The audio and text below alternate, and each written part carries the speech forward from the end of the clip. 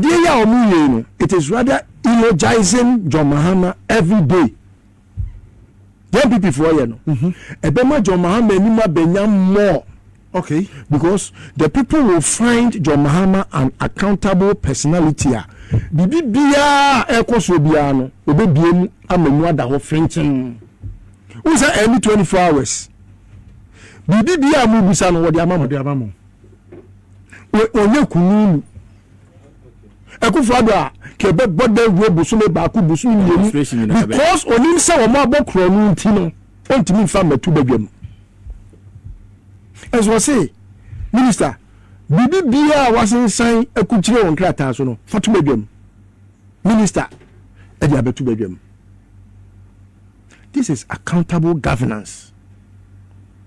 When you find servant leadership, Omo sumo omo mind, Omo ama for Omo amunya, any Omo person minkuminya. Omo nipa o. Omo saints. Now so Omo say, no matter what, you know, just because we believe in servant leadership in Tino, let us be answerable and accountable even when mad people are raising concerns.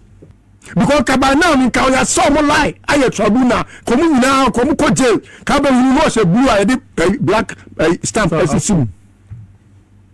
Me afeni J bed blue and black J bed say ka omo nkwa big push project na ko emu na ho ma be yokra nka wo mu nyai big push project na anka omo nyai na omo nya hwehwemu lebi enti o kasa ni say by the time John Mahama be here big push no December 2027 no MPP agu o big push na they say by the time of 2027 December John Mahama be start to say or Akoto I commission this roads no projects are all no just 57 or say 54 of them ya aye kura no so call round to say or ye commissioning keka MPP agu obi abeka say MPP en kwasiafo party asansa fo amboyefo and so sika John Mahama di yes project yi Akufo Addo nya say sika no prebes edu wadi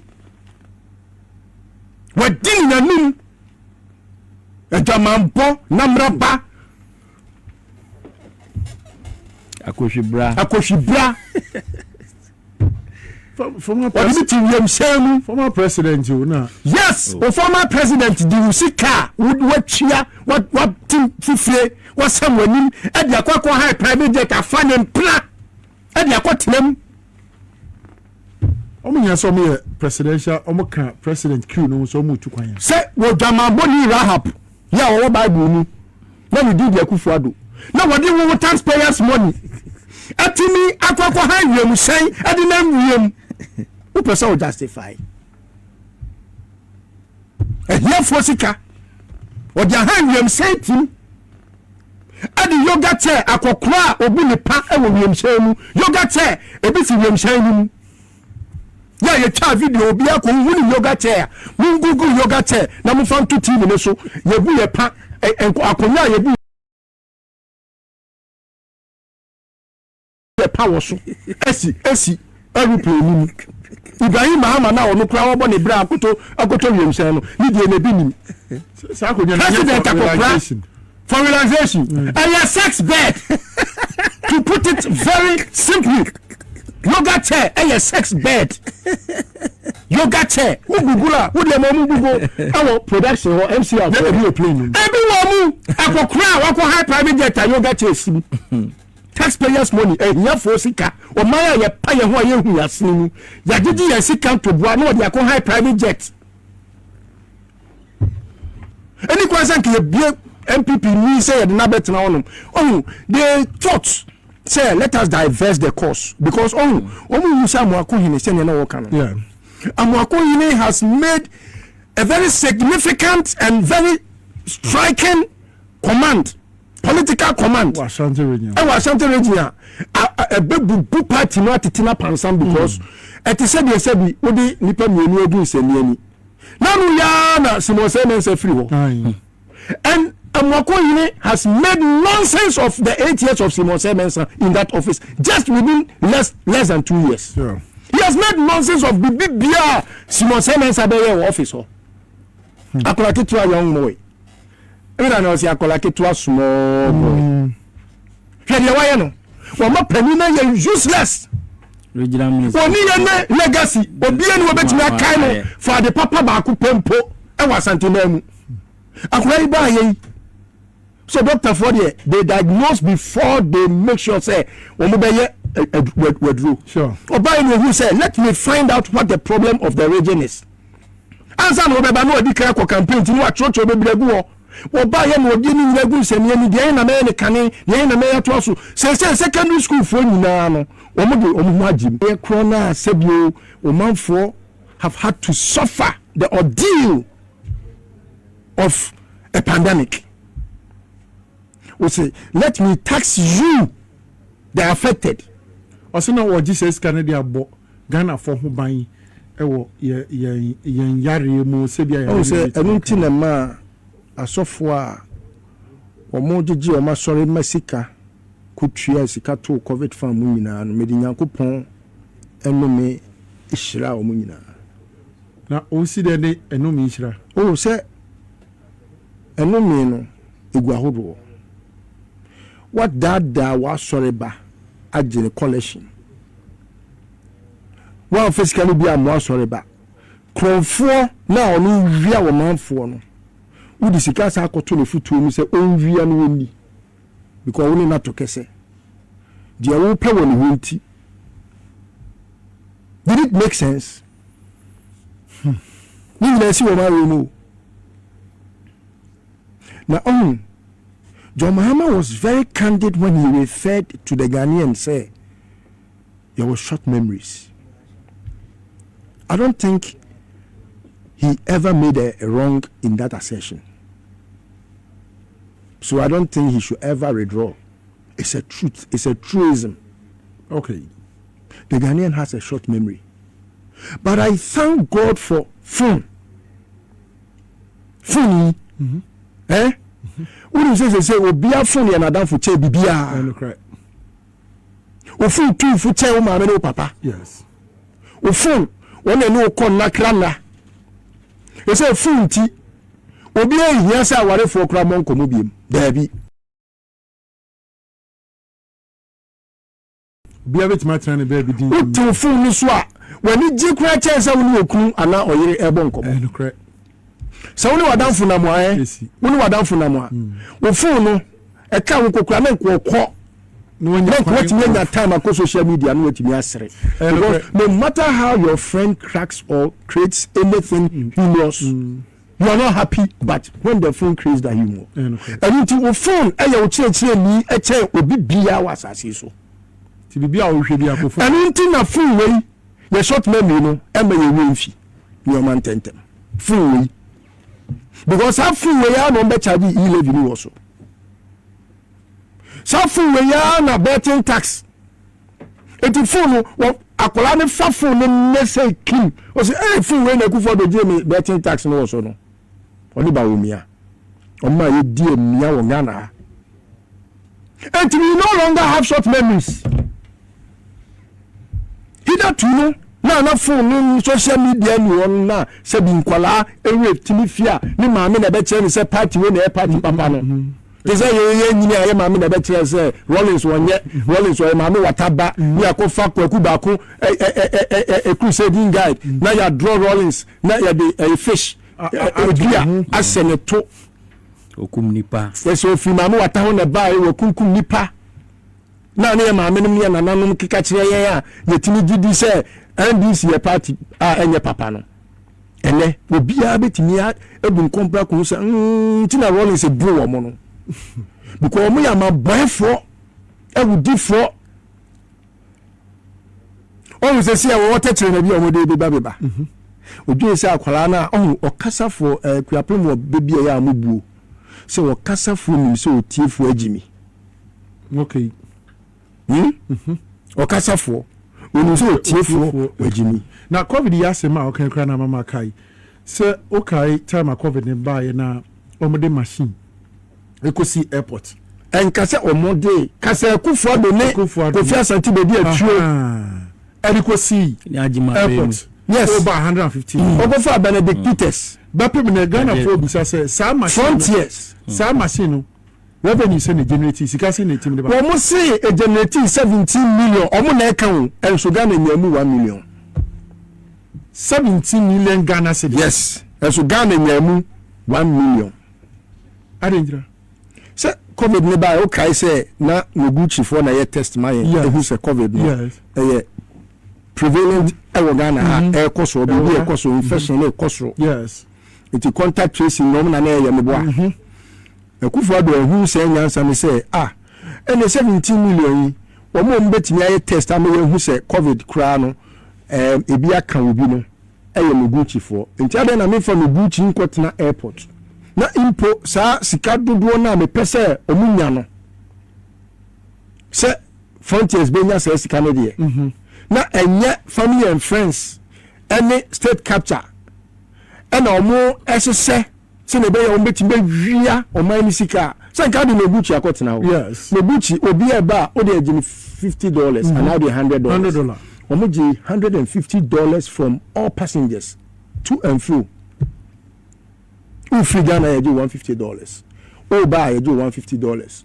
Omo gi sa as long as that and for baby out a course uncle we in bottom Apache no Asante Bediatuo no now na so ko ni na me ya o se sasisa asabia Yakopon abon nsa ba ko ato fom no ogina fa ko on se na mchiaka. And this is what they inflicted on us. And when such people shamelessly, without any shred of shame, a scintilla of shame, come back, this same group of people, to want to paint themselves white and afflict all other manner of enyomata and time on a party that is being the hope that has from the government. And it's just by whatever means making sure say the Ghanaian lives with that hope for tomorrow. No, na osase na omo de mrade nkomo see e beba so yeah intermediate Martin medical de sebi manu asi wa ha say muslim fo no Yakopon ti ye hu bi me say and adwuma no so e cost everywhere. You know, I see big push in the money is there. Just raise your certificate, baby. Why you drew the money is there? They will give it to you. Okay. So far as it's kind of on there, then people can go ahead and make their noise. But those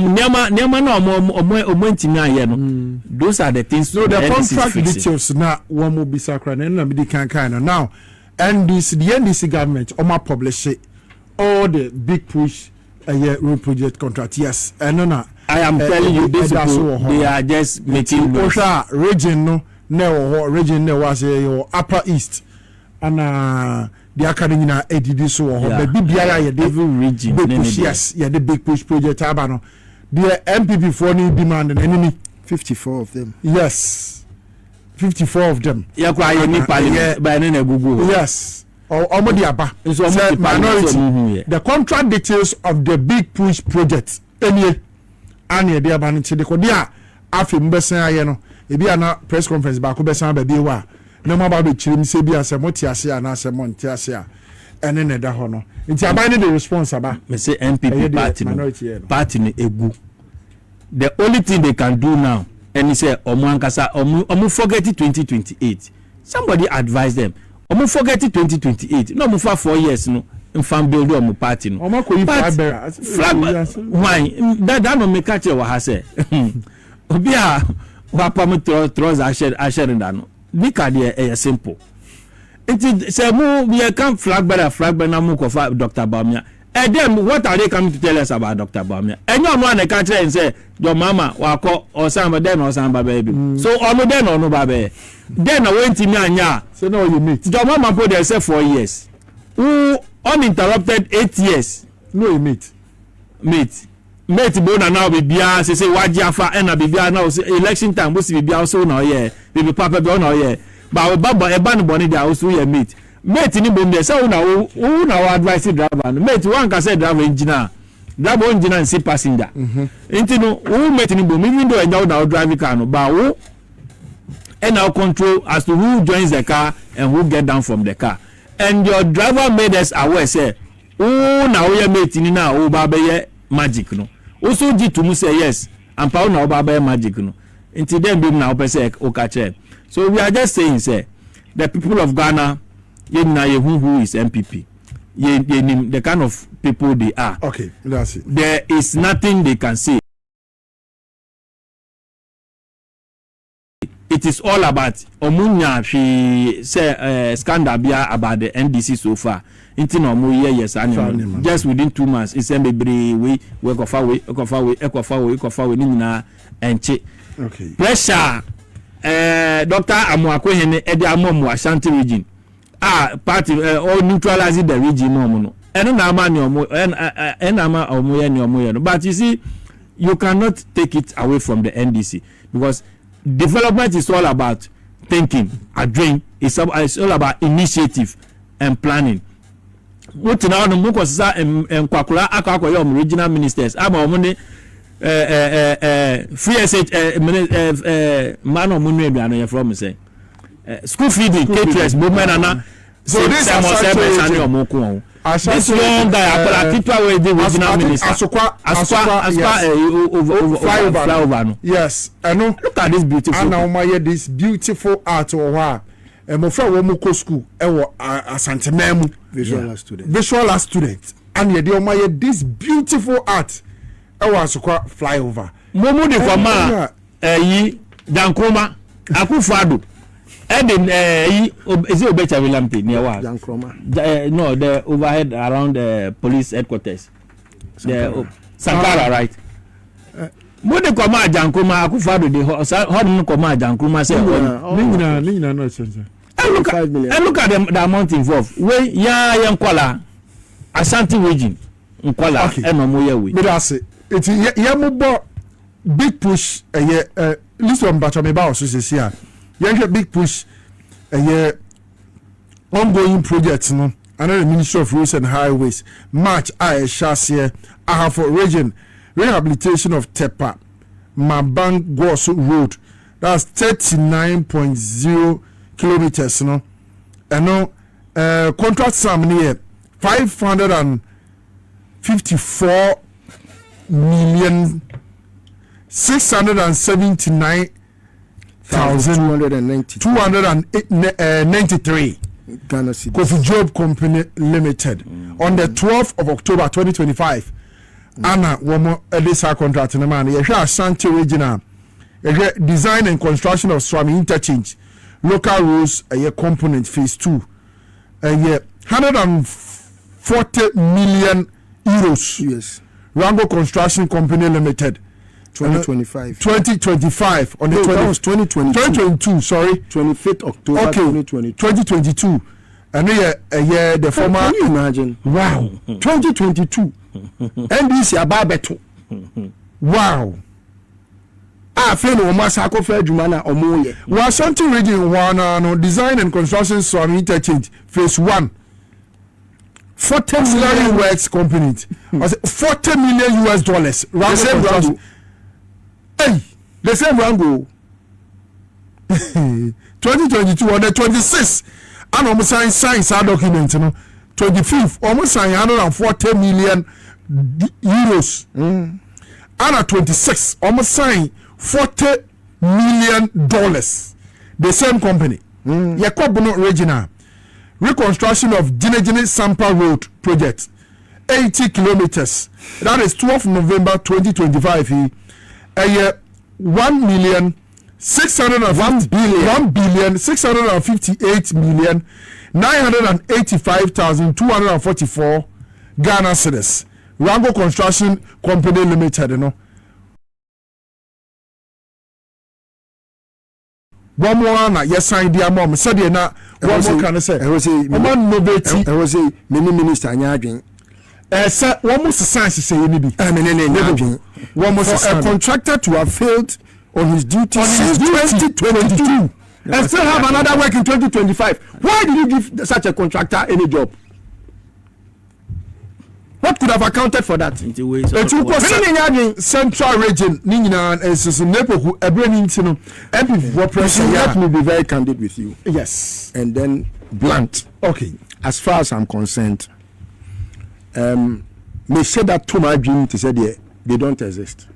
Before. Yes. Because you see, there are people that do not believe in progressive course. Say maybe because we are buying no move. Don't they have they and you are Ghana. Ghana for him, the chain put together, including Obi Bia. So me Ghana for me pacho. Ghana for ne koto abayi John Mahama. Omo ya mamboy for. Na omo MVP no. Una say Ghana has say be ye kan abodan for ye kan oman for ye kan abodan for fra. Eh, only na nipa. I don't know on kind of. We have population census now come but them no on kind of. Oh, nipa. They deserve to be counted. It only happened once. A time where me papa ne me mama tu pan omoko aye na ye ko ba ene se bodamini sebi obi susu se enkana asem hia dentia eya na me come asem sebi enkamaje ekamini time kura ma MPP ni bia wa all class am anka on person better because I don't find any reason why but asema me kan entina sebi prediasa my family say bodamini kura population census aye kind. Okay. Yes. Okay. Omutu kwara na me papa ka time emre and we come out organizer and have organizer ni tutu ka no we not ni na no yi tie no na oye na baby aponcha ne won so ye na wode tie ne sa shame na wanfa we not na hihye mi yi we mi yi. Okay. To onamwa na ka no gugro na tie no etu na chese aka we not baako ena opani no ejina wa jese ne o mama ma me kura mi kan refie oti ase enti ohwa na bodamini a ono te kwan chen a sebio obi asusu se o we die adwen bi ani mitirimu no obeka kire ne se opani na se ade utu tai bia de baako de ka ho a obi abenya nan se ni nyina yenu obi abenya nan nti obetimi de akofie. That is the only time the bodamini made sense. Oti ase enunti ena we feel say even without a dambono, let's listen to them.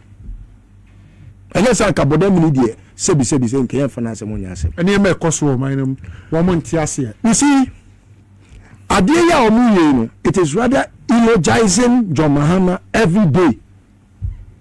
Young people for you know. Ebema John Mahama anima benya more. Okay. Because the people will find John Mahama an accountable personality. Bibi bia ekoso bia no obebiem amanu ada ho frenchen. Who say any 24 hours?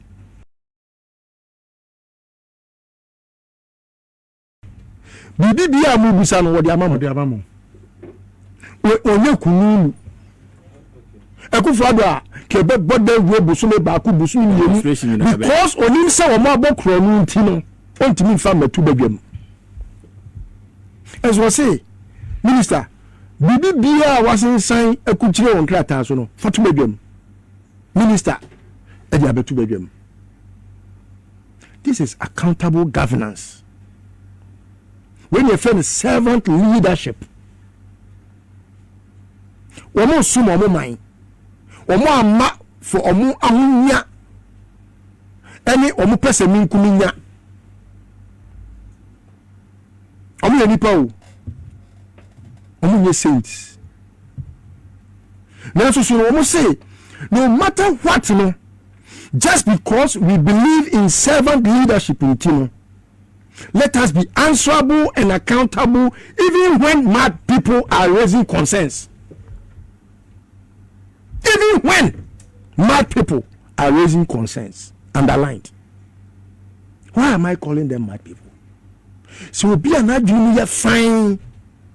Obusa question ya wo se me usibusa no. Na obi an adwene so ya achewache no so wo se me usibusa question. Na nka wo bai no, na nka wo pa wo boni a wo ye ho chew. And they said Dr. Bawumia Pacho did I said more fun chain why me Pacho I mean make it progress. Okay. Macho. You can't tell pa. Our definition. Into more fun chain me Pacho. Young so me make it progress. Yes sir, but give me time. Mati young. Me en Kenyans say.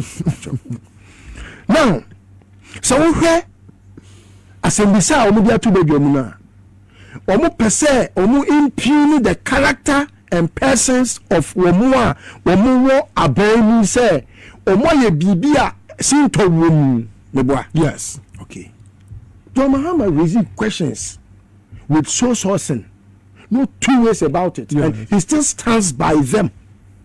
The NDC rose questions. Those questions amounted to only one arena. Say, value for money audit and COSO. Yeah. Which I still blame the NDC for not making public what the accountability of that section of that value for money audit is.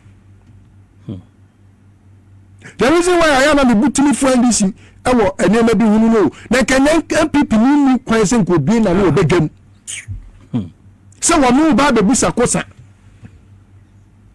Because kabana mi ka ya so mo lie aye trouble na komu nyina komu ko jail ka ba hu no se blue a black stamp SCC me afeni J bed blue and black J bed say ka omo nkwa big push project na ko emu na homa me be yokra nka wo mu nyai big push project na anka omo nyai na omo nya hwehwemu baby enti o kasa ni say by the time Ajo Mahama be here big push no December 2027 no MPP agu o big push now. They say by the time of 2027 December John Mahama be start sem or Akoto I commission these roads no projects are all here no just 57 or say 54 of them ya aye kura no so call round so say all here commissioning keka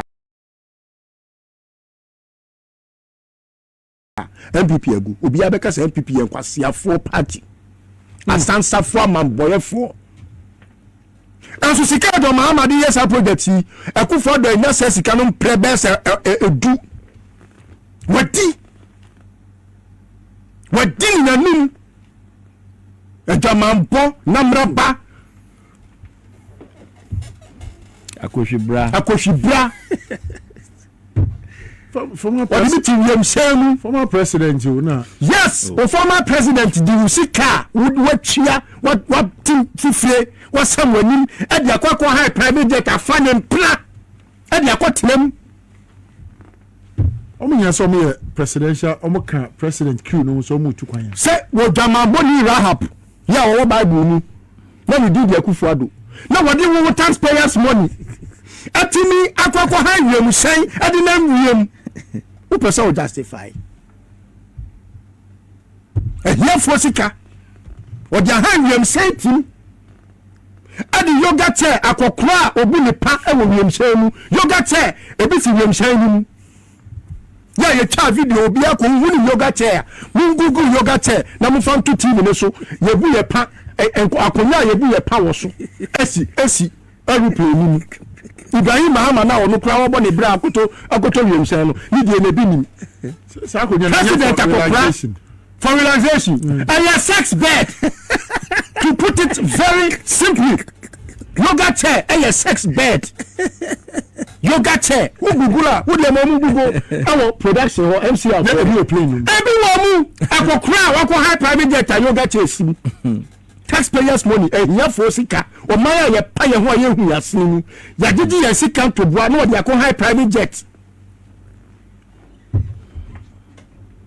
so the private jet no defense minister beka chair say Oman penetre be omo committee crown on my let. Onya be bi nware. Enti di enti no ko dware. Edi anya ho adan sabi na mo tom ye totoka. Wo ya o sepe ni hu ye bi so ko dware.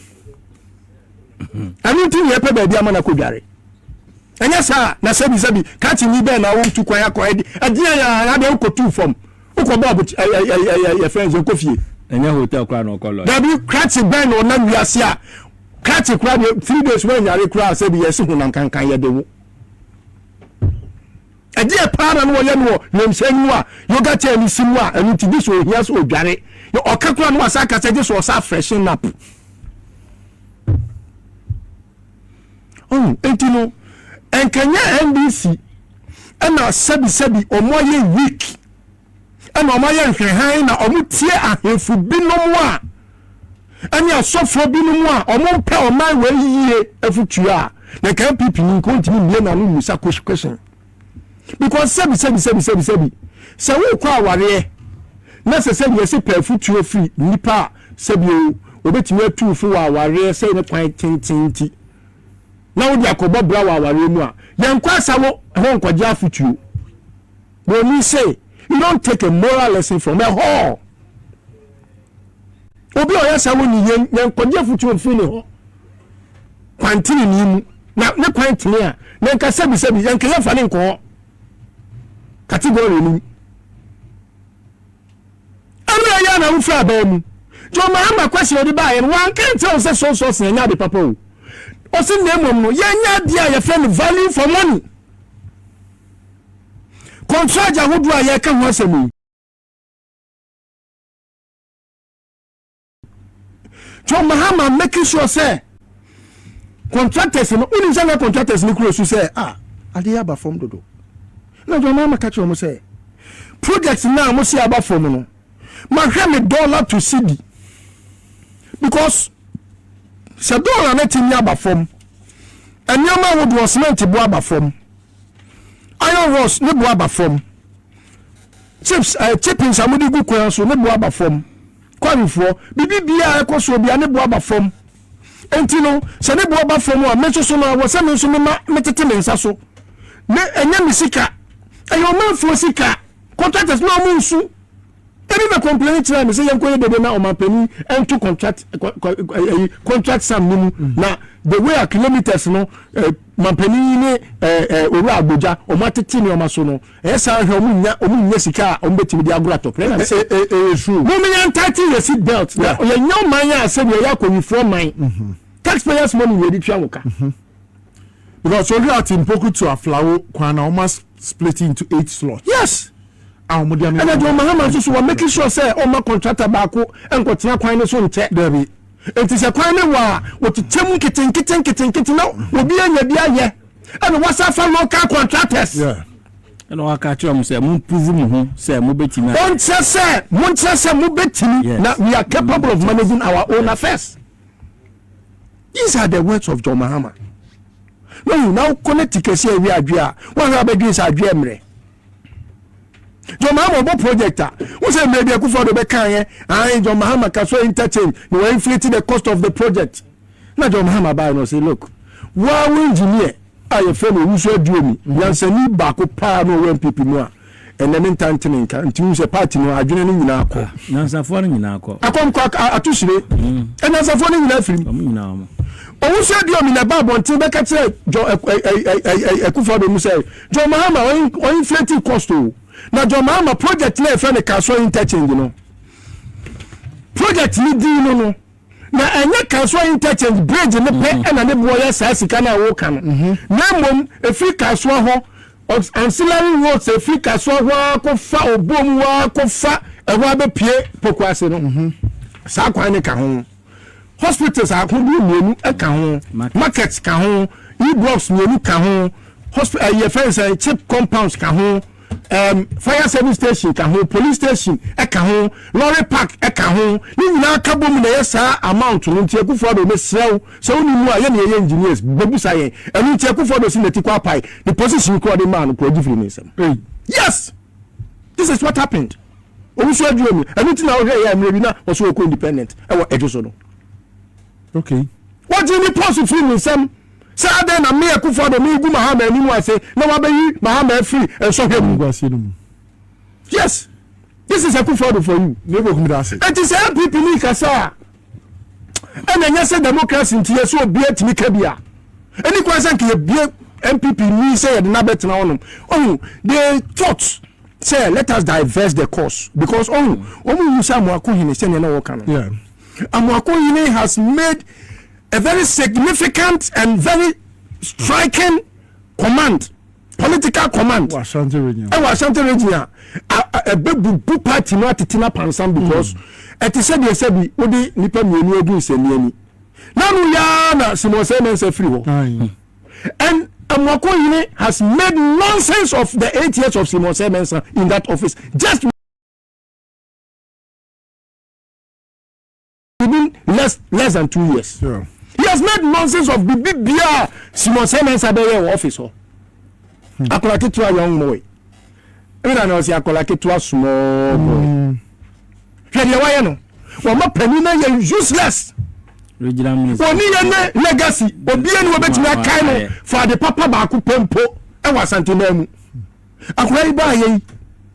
So Dr. Fordie, they diagnose before they make sure say omo be ye withdraw. Sure. Oba ni who say let me find out what the problem of the region is.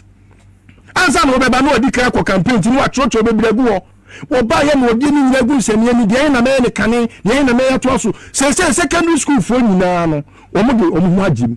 Na me kan na me de ma no to asem we mu bi a teacher for a omo visualize teachers. Omo see minister for education. Wo hwe ho biem. Curriculum a oba ya o inherit ye no. One say review curriculum no. Okay. Because visualize a more practice than theory. Theory, yeah. Yeah, practice ni nyina film. And mama aye theoretical anyway nko almost say amoa nti when from 3 4 and the last batch of practicals. Okay. Nti minister should review it. I think say this is why it's important say the you call on the minister for education. So on review curriculum no na a teacher for mo child no ono trans no man kola ni more practicals. Okay. Visual arts is more, practice makes perfect. Perfect. True. If you want to make perfection or even close to perfection, because perfection is only God's, you have to practice. It's the other say. Say me di manu tunu. Me bo ora Amoako Dr. Frank Amoako Abaso Papa. Well. We are proud of him. Very well. Wama santima yeni mwati. Very well. Wama tu fo ni mwati. Wama sebi ya yetu bata ye ba ya ye be join NBC for say ye campaign mo wama ye ni ma benyam. Okay. Enwa obi obe frame bia say my minister we die and I catch me say John Mahama will not appoint except you have something to offer. Very well. Listen to Nana Kusipoku, Executive Director of the Good Governance Advocacy Group Ghana. Thanks for watching. Like and share the video. You can also drop your comment. Please don't forget to subscribe. Click on the bell to turn on the notification.